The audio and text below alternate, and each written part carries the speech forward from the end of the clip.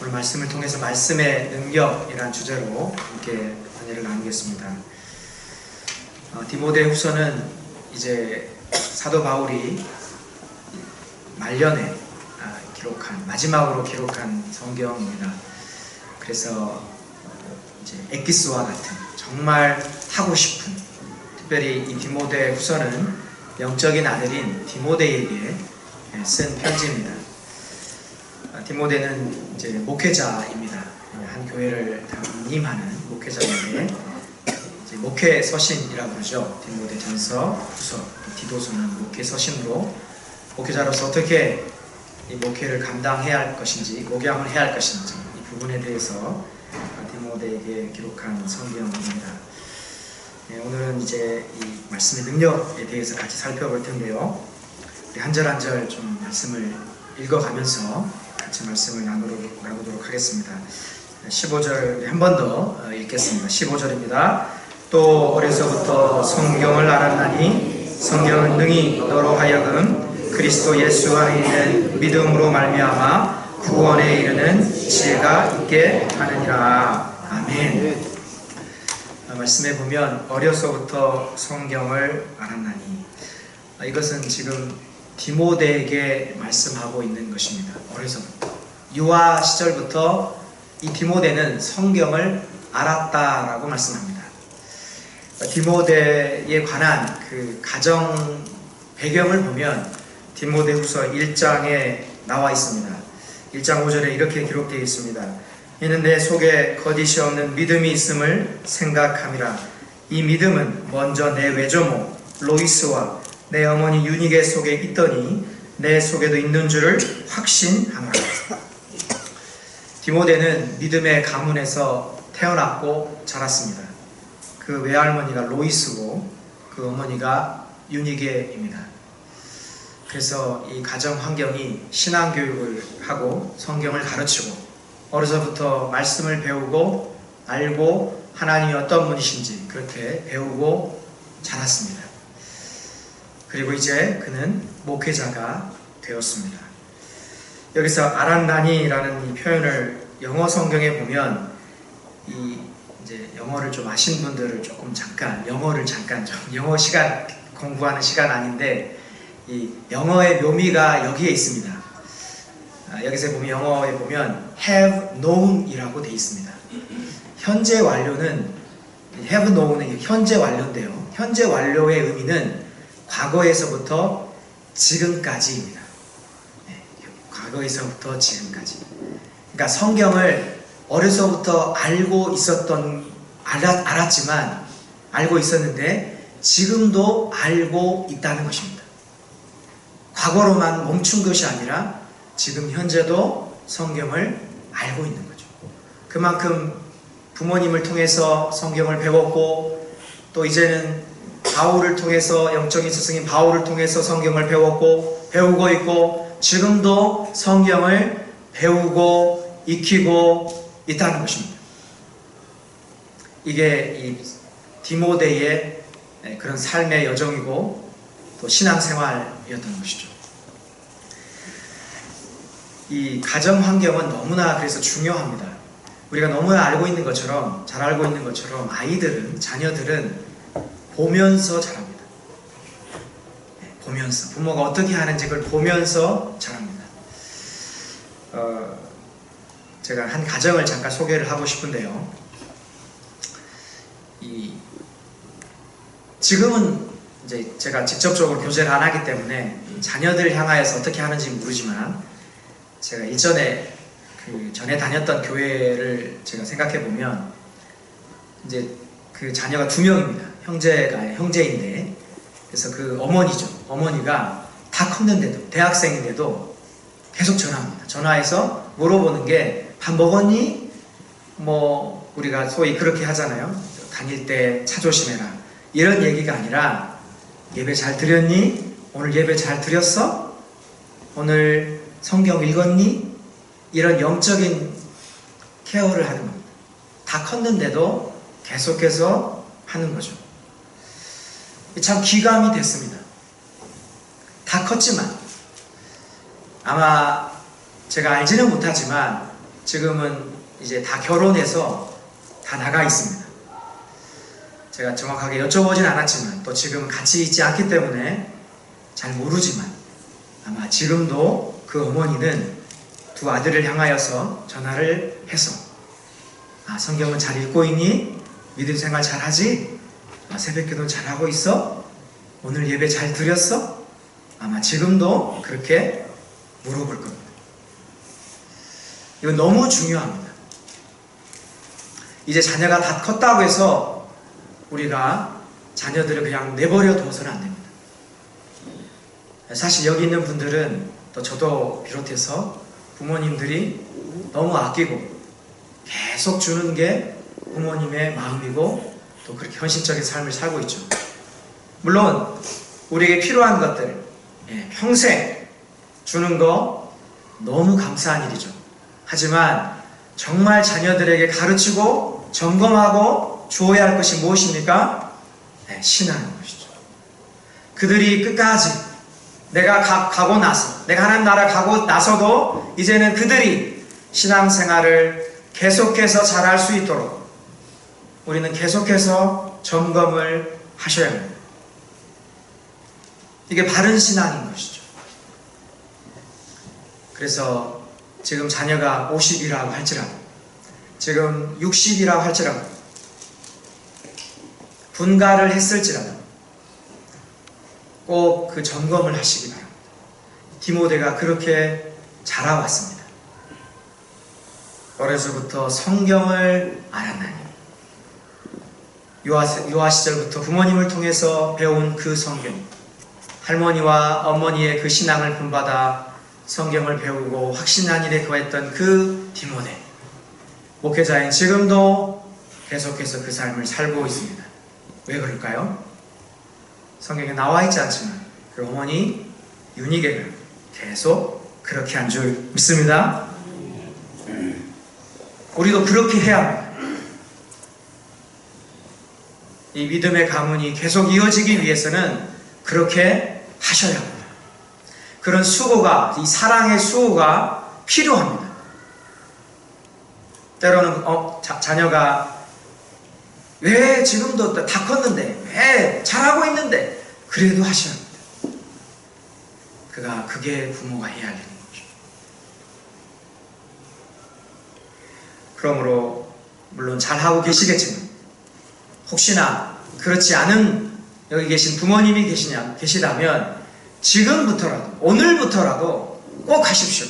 전화해서 다른 것 물론 물어볼 수 있고 할 수 있지만 꼭 영적인 생활, 믿음 생활 잘하고 있는지, 예배 잘 드렸는지, 성경은 읽고 있는지, 기도 생활 하고 있는지, 만일 안 하고 있다면 내가 널 위해서 기도하고 있다. 힘내. 건면하시오. 그래서 믿음의 그 가문이 계속 이어지는 우리 영광교회 재단에 속한 모든 가정들 되시기를 예수님의 이름으로 축복합니다. 우리가 한번 사는 인생, 이 믿음의 명문 가정을 이루어야 하지 않겠습니까? 이 거룩한 이 부담감, 이 거룩한 열심, 세상에서 유명해지고 우리 이름이 높아지고 그런 것이 아니라 아무도 알지 못하지만 이 금요일에 담임 목사님 통해서 말씀했던 것처럼 무명한 자 같으나 유명한 자, 하나님이 알아주시는 그 가문, 그 가정, 그런 가정이 될 수 있기를 예수님의 이름으로 축복합니다. 이러한 그 믿음의 그런 가정인 반면에 이 구약의 사사기를 보면 그 믿음의 그 계보가 이어지지 않았던 그런 때가 있었습니다. 네, 바로 사사기 때입니다. 우리 사사기 말씀을 우리 한번 찾아보겠는데요. 우리 한번 사사기 우리 말씀을 한번 2장 한번 찾아보겠습니다. 우리 사사기 2장 10절 말씀 한번 찾아보겠습니다. 구약 363쪽, 구약 363쪽에 기록되어 있는 사사기 2장 10절 말씀입니다.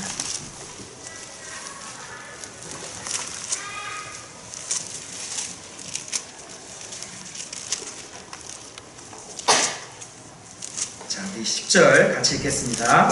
그 세대의 사람도 다 그 조상들에게로 돌아갔고 그 후에 일어난 다른 세대는 여호와를 알지 못하며 여호와께서 이스라엘을 위하여 행하신 일도 알지 못하였더라. 아멘.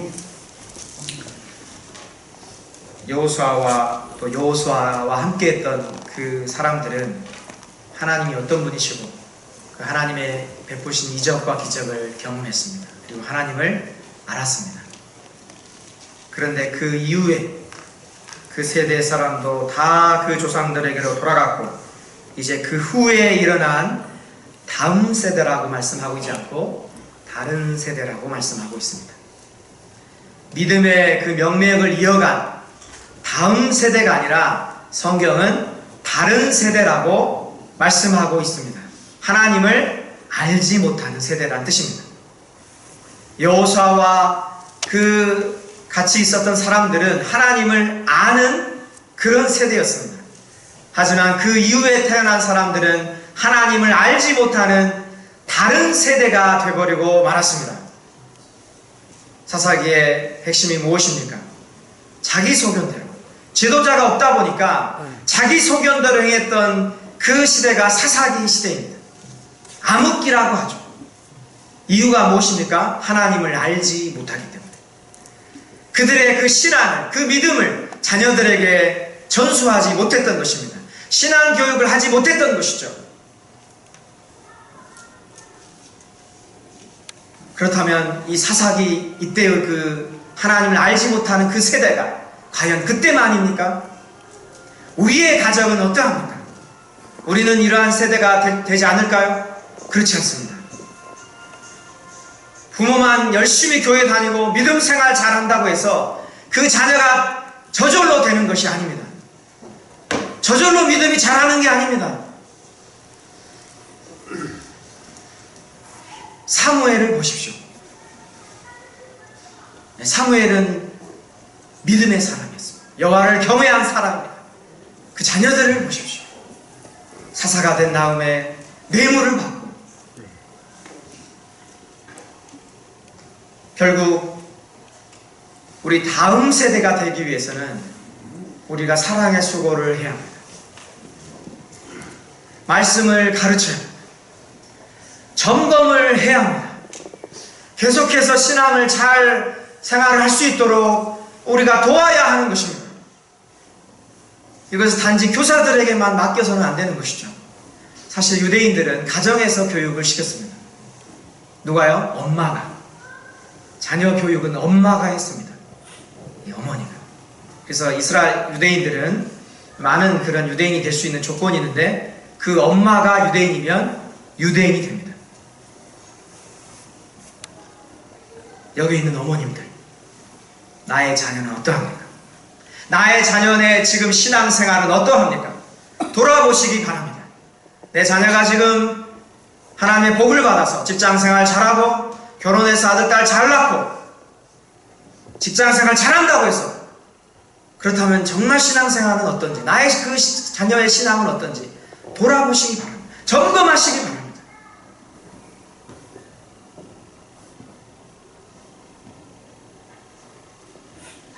다음 세대가 되어야지 다른 세대가 되어서. 그래서 저를 비롯해서 여기 있는 모든 부모님들은 자녀를 위해서 눈물로 기도하셔야 합니다. 내 안에 눈물이 사라졌다. 자녀를 향한, 자녀가 지금 방탕하고 하나님을 모르고 그냥 멋대로 살아감에도 불구하고 내 마음에 아프지 않고 눈물이 나지 않는다면 뭔가 잘못돼 가고 있는 것입니다. 자녀가 바른 길로 가기 위해서 자신을 채찍질해야 합니다. 나의 무능함과 나의 무관심함과 우리 자신을 돌아봐요. 결국 부모가 바로 설 때 그 가정도 바로 설 줄 믿습니다. 사실 자녀의 문제가 아닙니다. 이것은 저희 가정도 마찬가지. 부모가 주님 앞에 바로 설 때 자녀가 바로 설 줄 믿습니다. 하나님 우리에게 이걸 요구하십니다. 우리 모두 자녀를 잘 돌아봅시다. 하나님을 알지 못하는 다른 세대가 되지 않도록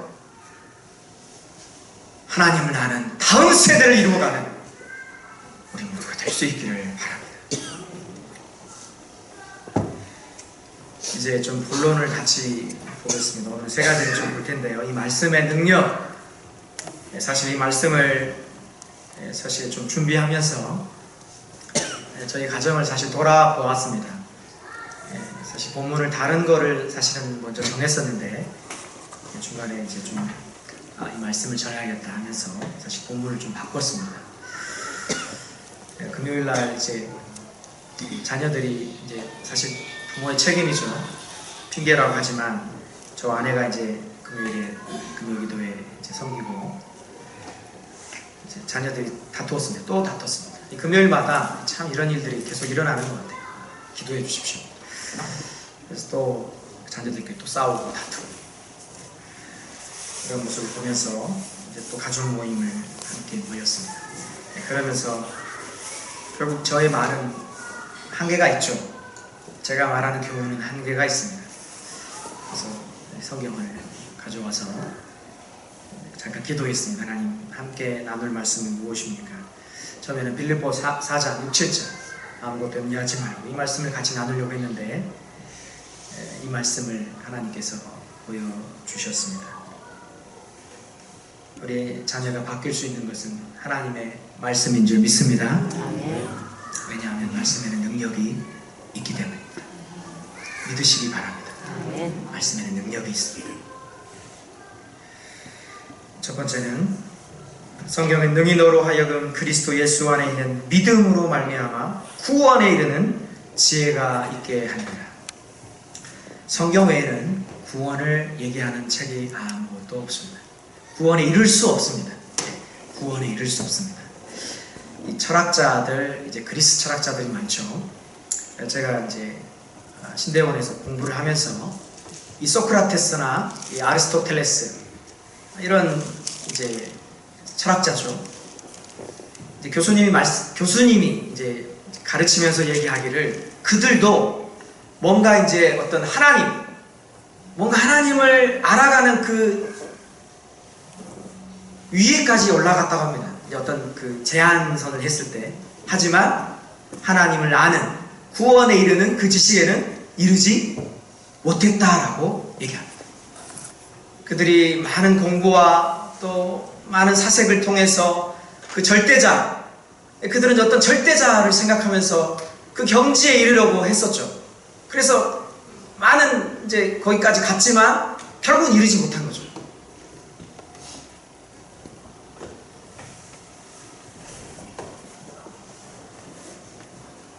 세상 학문이 구원에 이르게 하는 지혜가 있는 것이 아닙니다. 과학이, 의학이 이제 4차 산업혁명을 지금 계속 얘기하고 있는데 이 인공지능이 하나님께 이르게 합니까? 아무리 이 4차 산업혁명을 통하여서 이 시대가 발전이 될지라도 그 인공지능 로봇가 사람을 하나님께 이르게 할까요?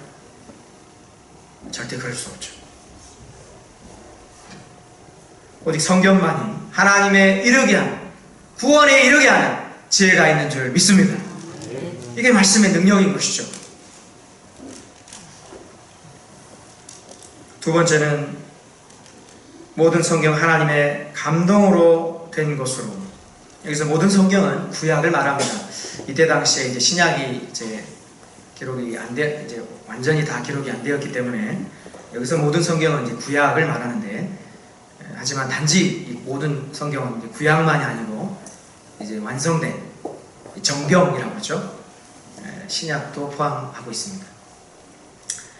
하나님의 감동으로 된 것으로.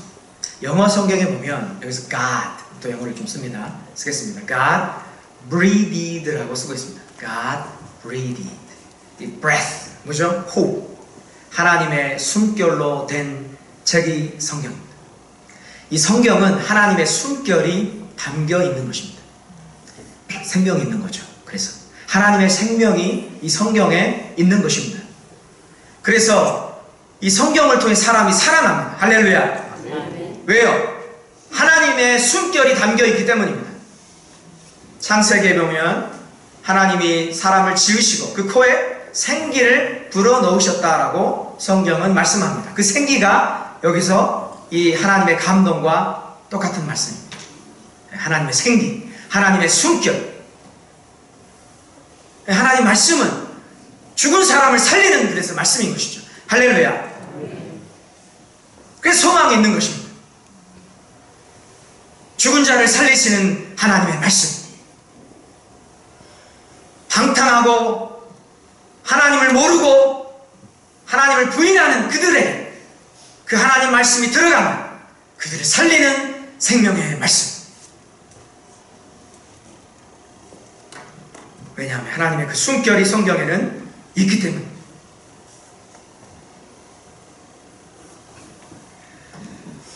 그래서 이 성경은 교훈과 책망과 바르게 함과 의로 교육하기에 유익하다라고 말씀합니다.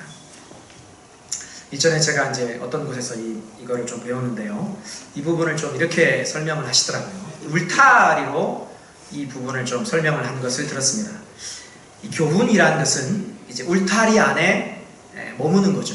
예를 들자면 울타리 안에 교훈이라는 것은 그래서 이 울타리 안에 있으면 됩니다. 울타리. 이 보호막이죠. 보호막. 이 성경은 이렇게 살 것을 우리에게 요구합니다. 이렇게 살아라. 하나의 울타리죠. 보호막. 책망이라는 것은 이 울타리 안에 있으면 그가 안전합니다. 보호를 받습니다. 밖에는 맹수들이 있습니다. 밖에 나가면 죽을 수 있습니다. 하지만 이 울타리 안에만 있으면 안전한 거죠. 그런데 그 사람이 이 하나님 말씀을 듣지 않고 순종하지 않고 이 울타리 밖으로 나간 것이죠. 이걸 책망이라고 합니다. 어떻게 할까요? 책망은? 책망해야죠. 다시 들어오라고. 성경이 하는 역할인 것이죠. 들어오라고. 너 거기 있으면 안 돼. 물고기가 물을 떠난 것처럼. 제가 전에 잠깐 말씀을 드렸나요? 제가 지난번 이제 여름에 휴가를 갔다 왔는데 이렇게 이제 그무질이라고 저희는 바로 앞에가 바닷가인데 이제 그무질을 했는데 이제 이렇게 모살이라고 하나요? 거기에 뭔가 다 담았는데 금방 죽어버리더라고요. 물을 떠나니까 너무 신기했어요. 자, 그걸 제가 바닷가에 살면서도 많이 못 봤는데 그냥 이렇게 몇 분 안 됐는데도 금방 죽어버리더라고요. 물고기는 물에 있어야 살 수 있습니다. 우린 하나님 안에 있어야 살게 된 줄 믿습니다.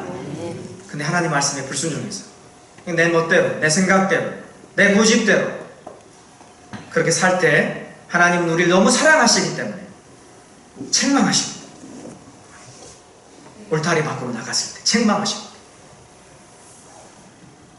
근데 단지 책망만 하지 않습니다. 이 바르게 함, 고치는 거죠. 수정하는 겁니다. 새롭게 하는 거죠. 하나님의 사랑으로 다시금 주의 말씀 가운데 거할 수 있도록 이게 성경이 하는 역할입니다. 성경이 주는 유익인 것이죠. 의로 교육하기에 유익하니 결국 하나님의 의로운 사람으로 살아갈 수 있도록 하는 것이 곧 이 성경입니다. 이게 말씀의 능력입니다. 그리고 세 번째를 말씀해 보시면 결국 이런 성경을 통해서 목표하는 바가 있습니다. 그것은 하나님의 사람으로 온전하게 합니다. 하나님의 사람. 반대말은 무엇일까요? 세상 사람인 것이죠. 우리는 하나님의 사람으로 온전하게 돼가고 있는지 아니면 세상 사람으로 살아가고 있는지 물론 우리 안에 성령이 계시기 때문에 하나님의 사람으로 온전하게 하기 위해 성령은 우리 안에서 역사하신 줄 믿습니다. 근데 우리가 여기에 함께 해야 합니다. 구원은 우리가 단번에 우리가 받지만 우리가 성화라고 그러죠. 예수님을 닮아가는 것은 우리가 애써야 합니다. 애써야 합니다. 믿음으로 애써야 합니다.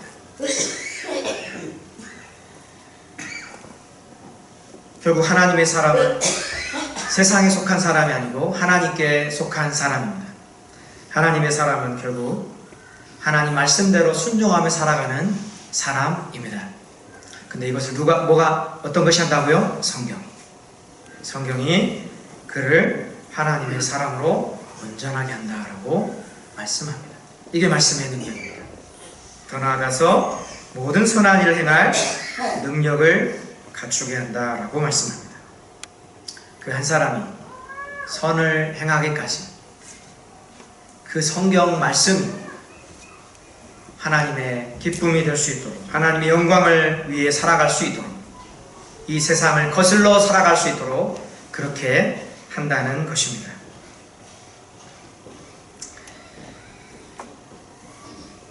그러므로 우리가 거의 결론을 내리겠는데요. 오늘 말씀을 통해서 우리 자신도 돌아봐야겠지만 이제 우리 자녀를 돌아봐야 합니다. 여기에는 우리 아이 엄마도 있습니다. 누구나 다 똑같습니다.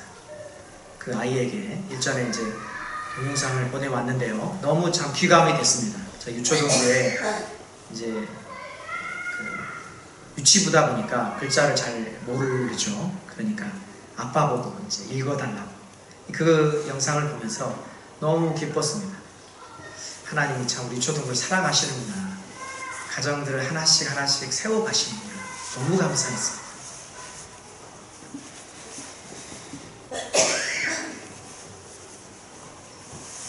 그럼 자녀를 돌아보셔야 합니다. 우리 자녀들의 영적인 주소가 지금 어디인지를 돌아보셔야 합니다. 나의 생활로, 내가 직장 생활로 바쁘다고 자녀를 등한시하는 일이 없기를 예수님의 이름으로 축복합니다. 그것은 책임을 회피하는 것입니다. 이것은 저에게도 얘기하는 것입니다. 부모로서 역할을 잘 감당하는 것이 아닙니다. 우리 우선순위가 뭐가 어떻게 할까요? 자녀의 그 상은 어떤 것입니까? 자녀가 장차 될 그 상은 무엇입니까? 어떤 모습으로 자라기를 원하십니까? 우리는 그것을 갖고 있어요. 그냥 세상에서 잘 되는 이것만 갖고 계시진 않습니까?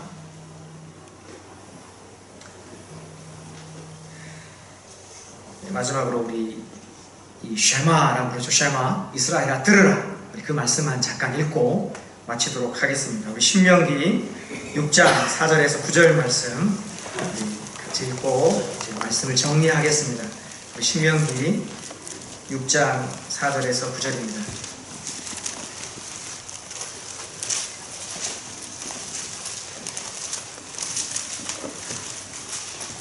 신명기 6장 4절에서 9절 말씀.